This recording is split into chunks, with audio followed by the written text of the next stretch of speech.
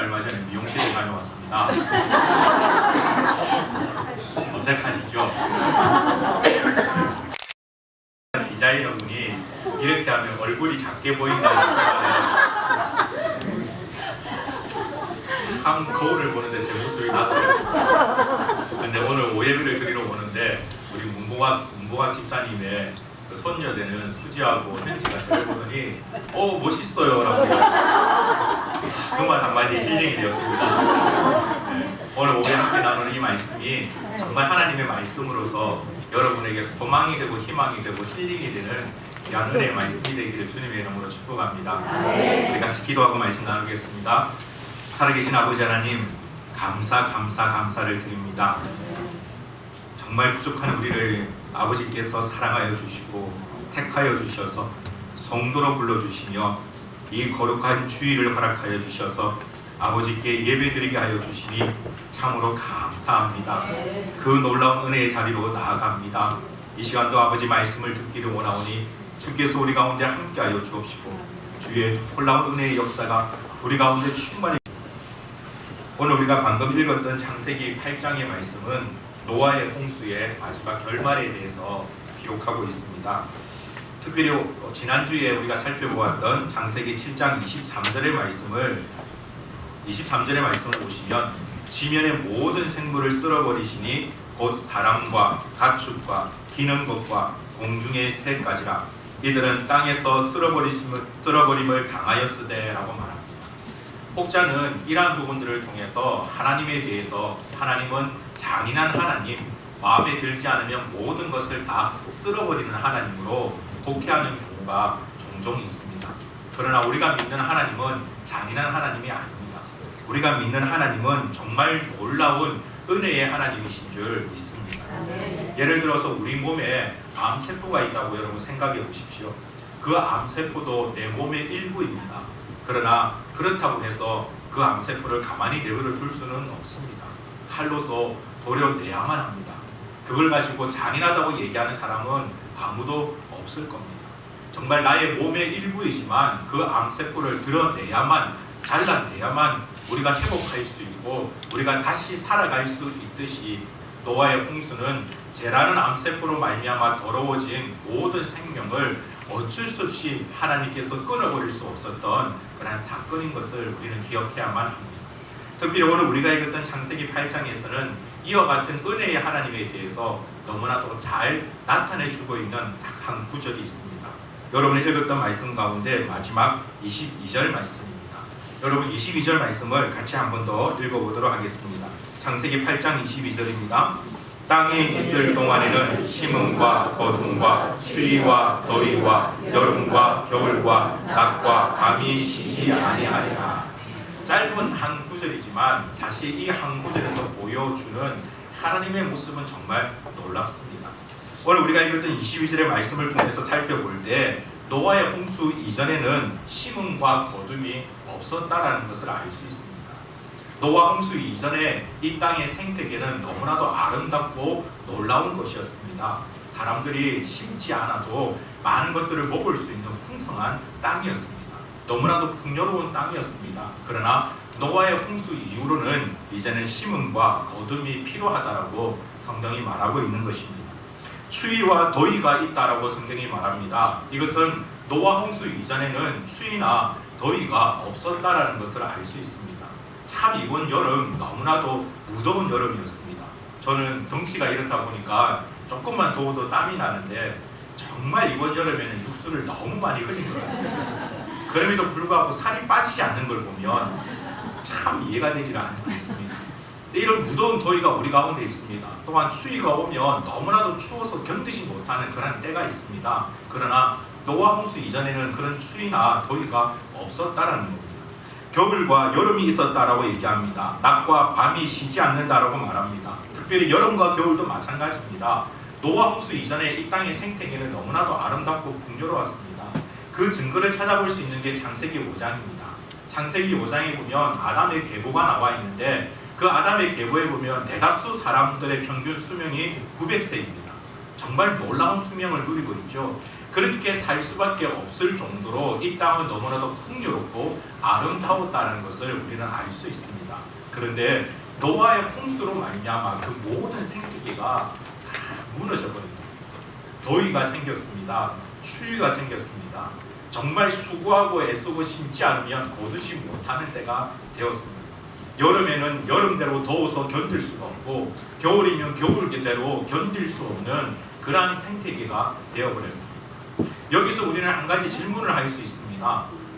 노아의 홍수가 정말 우리의 죄로 말미암아 일어났던 하나님의 진노, 하나님의 벌이었다면 노아의 홍수가 끝나고 난 다음에 이전에 그 아름다운 생태계로 왜 하나님께서 다시 되돌리지 아니하셨을까? 라는 질문입니다. 하나님은 능히 하실 수 있지 않습니까? 더위, 추위가 없이도 살아갈 수 있도록 하나님은 능히 만들 수 있지 않습니까? 사실 농업적인 관점으로 본다면 노아의 홍수 다음에 이 땅이 기름진 땅이 되었겠습니까? 아니면 황폐한 땅이 되었겠습니까? 많은 생물들이 죽어 묻혔습니다. 그러니 정말 황폐한 땅이기보단 기름진 땅이 되지 않았겠습니까? 오히려 더 많은 풍요를 누릴 수 있도록 이제는 하나님의 진노가 끝났으니 오히려 더 많은 풍요를, 더 많은 축복을 주실 수 있음에도 불구하고 왜 하나님께서는 우리가 땅에 있는 동안 심음과 거둠과 추위와 더위와 여름과 겨울이 있도록 그렇게 하나님께서 만드셨을까요? 하나님께서는 노아의 홍수 이후로 우리가 살아가는 삶을 너무나도 불편하게 하셨다라고 성경이 말씀하고 있는 것입니다. 이것은 하나님의 의도적인 하나님의 방법입니다. 왜 하나님께서 우리를 불편하게 하셨을까요? 하나님은 충분히 우리에게 복 주실 수 있는 분입니다.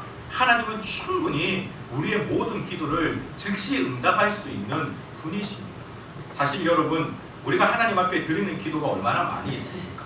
건강을 위해서 기도합니다. 직장을 위해서 기도합니다. 내가 살아가는 삶의 모든 터전을 위해서 기도합니다. 제가 아는 어떠한 목사님은 늘 하나님 앞에 끊임없이 기도하면서 저를 볼 때마다 부럽다 하시는 것이 있는데 탈모 때문에 기도를 하십니다. 오랫동안 기도를 했음에도 불구하고 하나님께서 듣지 않는다고 한탄하시는 것을 들은 적이 있습니다.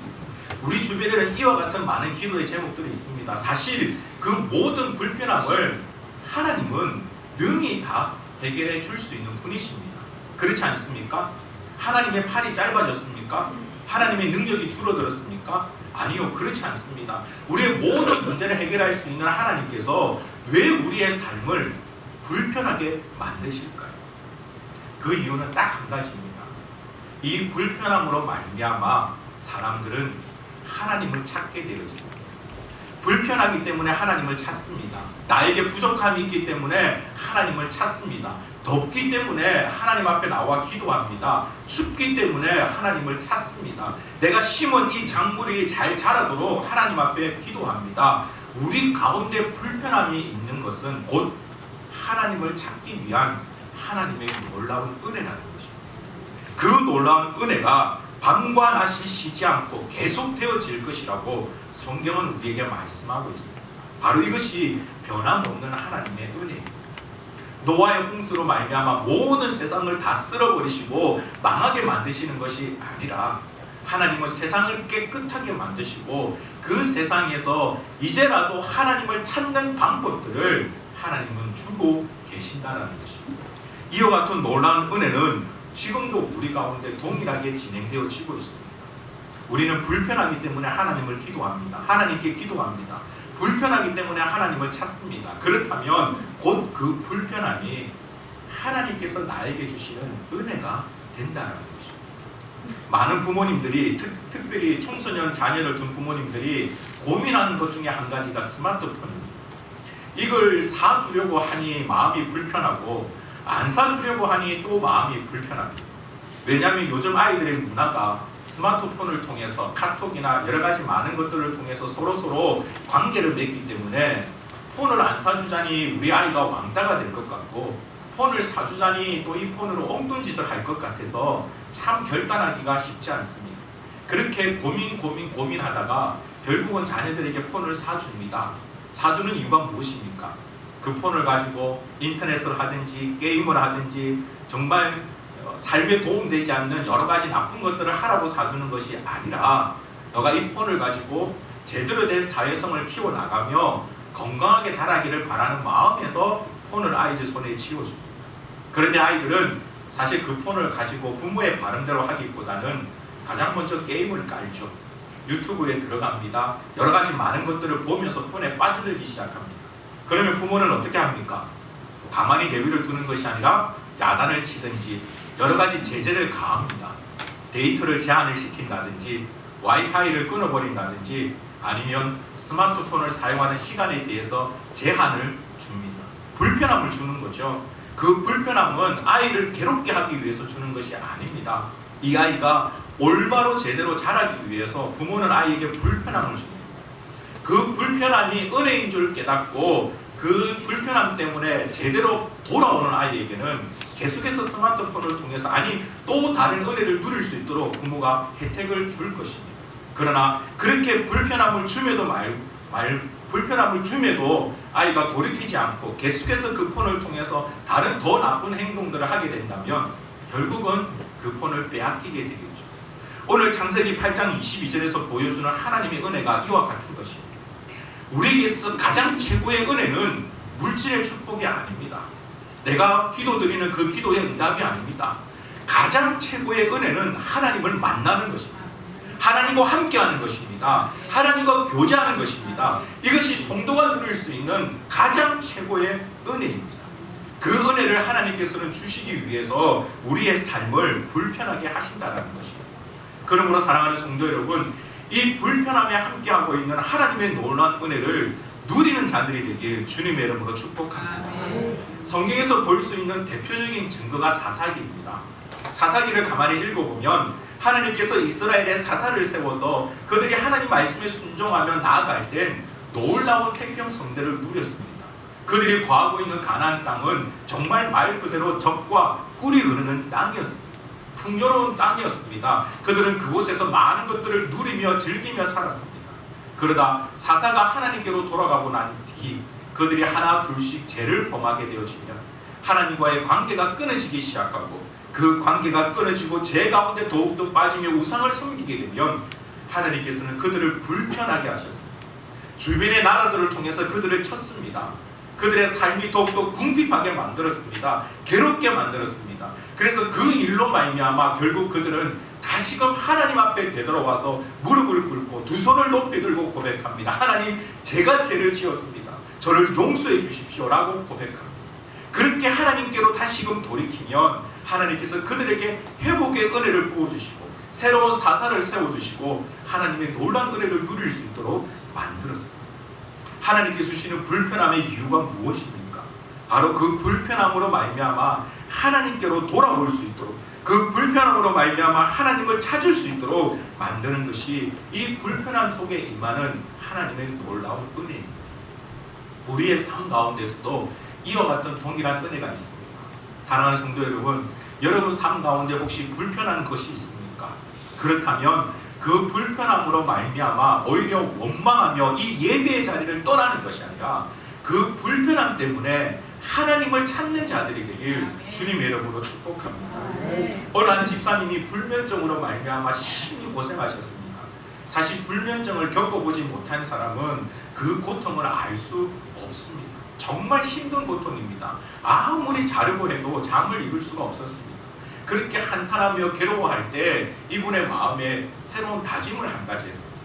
그래, 내가 잠을 이룰 수 없는 것은 하나님께서 나로 하여금 기도하라고 하시는 하나님의 뜻인 줄 알고 내가 기도해야 되겠다. 그래서 그분은 잠이 안 올 때마다 기도했습니다. 하나님 앞에 끊임없이 기도했습니다.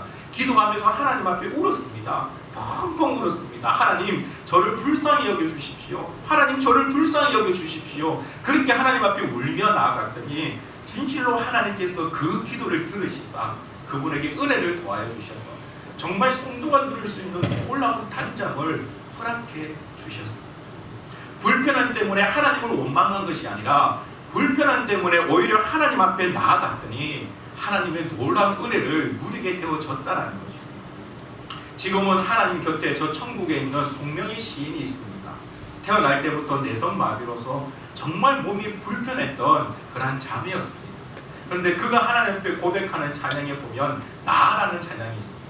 나 가진 재물 없으나, 나 가진 건강 없으나, 그러나 공평하신 하나님을 찬양하는 그 놀라운 아름다운 찬양을 우리는 알고 있습니다.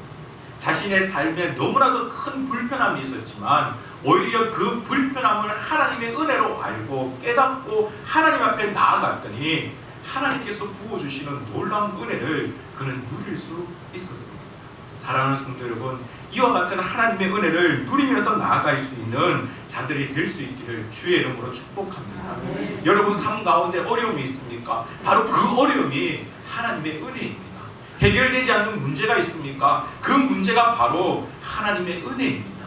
그 문제만을 바라볼 때는 내 마음을 더욱더 괴롭게 하고 힘들게 하고 나를 아프게 하지만 그 문제 가운데 임하실 하나님을 기대하며 하나님 앞에 나아간다면 오히려 그 문제가, 오히려 그 장애가 나에게 놀라운 축복이 되어질 줄 믿습니다. 저는 6살 때부터 고3 때까지 말을 아주 심하게 더듬거렸던 버릇이 있었습니다. 너무나도 심하게 더듬거려서 저는 사춘기 때에 친구들과 제대로 어울리지를 못했습니다. 의사소통이 제대로 되지를 못했습니다. 중학교 3년 동안은 국어 수업 시간에 서서 뒤에서 수업을 받아야만 했습니다. 왜냐하면 그때 국어 선생님이 늘 수업을 시작할 때마다 그때 가르칠 지문들을 아이들에게 읽게 했는데 조금이라도 더듬거리는 아이는 뒤에 서서 수업을 받게 했습니다. 저는 3년 내내 서서 수업을 받아야만 했습니다. 너무나도 불편했었습니다. 너무나도 힘들었습니다. 그러나 고3 때에 그 불편 때문에 하나님 앞에 간절히 기도하며 나아갔더니 오히려 하나님께서 그 불편을 저에게 놀라운 은혜로 바꾸어 주셨습니다. 지금은 제가 설교도 살아가는데 그때 하나님께서 설교 주셨던 그 은혜가 얼마나 큰지 모릅니다. 저는 아직도 약간의 트라우마가 있어서 원고를 보고 읽지를 못합니다. 그래서 원고를 외워야만 합니다. 근데 외워서 하다 보니까 오히려 성도님들이 더 귀에 잘 들어온다, 은혜 받는다라는 말씀들을 더 많이 해주십니다. 저도 오히려 말씀을 전하는 가운데 제가 받게 되어지는 은혜가 더욱더 큽니다. 10년이 넘는 시간 동안 말 그대로 불편했지만 오히려 그 불편함이 저에게는 하나님께서 베풀어 주시는 놀라운 축복이었습니다. 사랑하는 성도 여러분, 우리 하나님은 절대 우리를 괴롭게 하시는 분이 아닙니다. 우리 하나님은 절대 우리를 섭섭하게 하시는 분이 아닙니다. 지금 내 삶 가운데 어려움이 있다면 그 어려움은 나를 향한 하나님의 놀라운 사랑이요 축복입니다. 그 사랑을 찾는 자가 되십시오. 그 축복을 발견하는 자가 되십시오. 만약에 그 어려움으로 말미암아, 그 문제로 말미암아, 그 불편함으로 말미암아 하나님께서 주시는 은혜가 이해되지 않는다면 오히려 하나님 앞에 나와서 기도하십시오.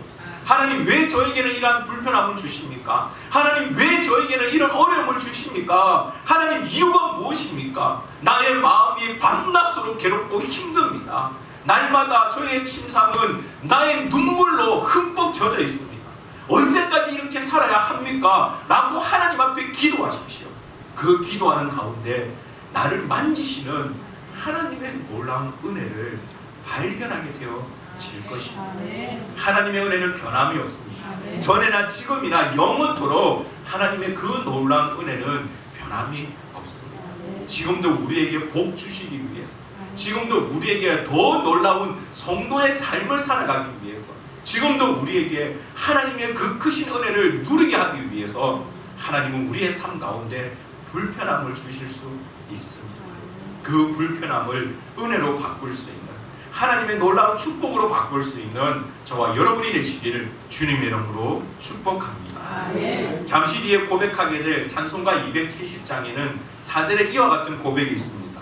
십자가 단단히 붙잡고 날마다 이기며 나아가세. 이 고백이 바로 오늘 우리가 나눈 이 말씀과 동일합니다.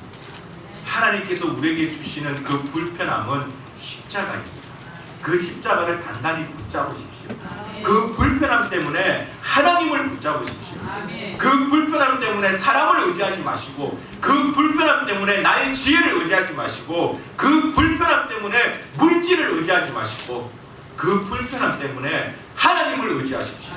그 십자가를 단단히 붙잡고 나아가면 우리는 승리의 삶을, 아버지께서 주시는 놀라운 은혜의 삶을 살아갈 수 있습니다. 아멘. 그 모든 삶의 주인공이 되시길 주님의 이름으로 축복합니다. 우리 다 같이 말씀을 생각하시며 하나님 앞에 함께 기도하며 나아가십시다.